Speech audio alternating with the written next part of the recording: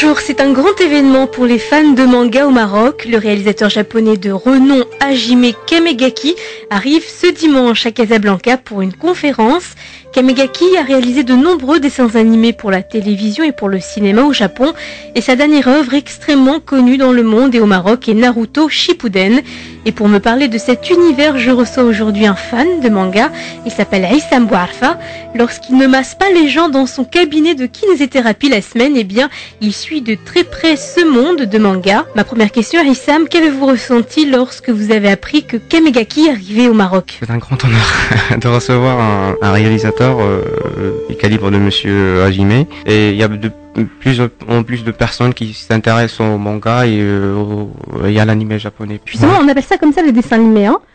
Les dessins animés, on les appelle que animés tout court, mais on a tendance à dire manga pour la bande dessinée et pour l'anime aussi. Mais normalement, manga, ça vient si on veut décortiquer un peu le mot, ça veut dire dessin, et alors ga, ça veut dire dessin, et man, ça veut dire libre ou bien. C'est-à-dire que c'est à peu près un dessin très libre. Mais manga, normalement, pour être plus simple, c'est une bande dessinée japonaise. Comment peut-on expliquer aujourd'hui le succès de ce phénomène manga au Maroc? On peut l'expliquer par la qualité des mangas ou bien des dessins animés japonais, parce que c'est aussi adapté à toutes les tranches d'âge et aussi aux deux sexes. Il y a ce qu'on appelle des shonen pour les garçons, des shoujo pour les filles, des seinen pour un public adulte par exemple. Et c'est bien adapté, les dessins ils sont très expressifs et aussi très marrants.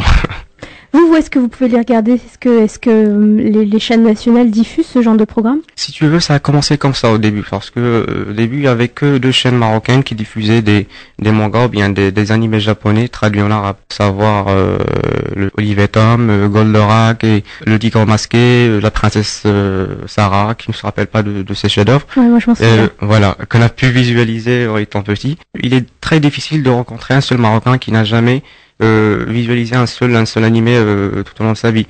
Des fois, sans le savoir, il a déjà visualisé un seul anime, parce que en étant petit, c'était vraiment très connu. Mais aujourd'hui, où regardez-vous les animés, les mangas?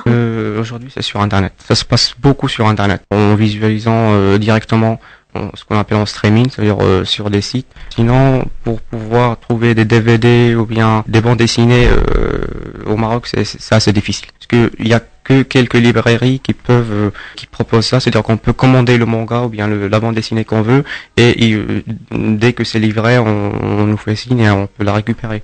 Et c'est environ 80 000 dirhams, je pense. Ah, quand même. Voilà, oui. Alors que ça coûte, je crois, 4 € au Japon. C'est environ 8 € en France. Comment les fans de manga au Maroc se rencontrent-ils aujourd'hui? Vous m'avez parlé tout à l'heure des après-midi de projection de films manga. De la manga afternoon, c'est un nouveau concept. Quand la 2e édition a eu lieu il y a 15 jours exactement, c'est comme son nom l'indique, c'est une après-midi pendant laquelle des centaines de membres, on peut appeler ça des otaku, ce sont des personnes qui sont fans de manga. On a eu presque 220 personnes lors de la première édition et environ 250 personnes à la 2e édition. C'est pour ça que tout à l'heure je parlais du fait de chercher, trouver un vrai théâtre ou bien une vraie salle avec une très bonne sonorisation pour pouvoir profiter des concours de karaoké qu'on projette tout au long de l'après-midi. On a aussi des quiz manga, des pièces théâtrales, des concours de jeux vidéo, et aussi on parle aussi du groupe Byokino Otaku.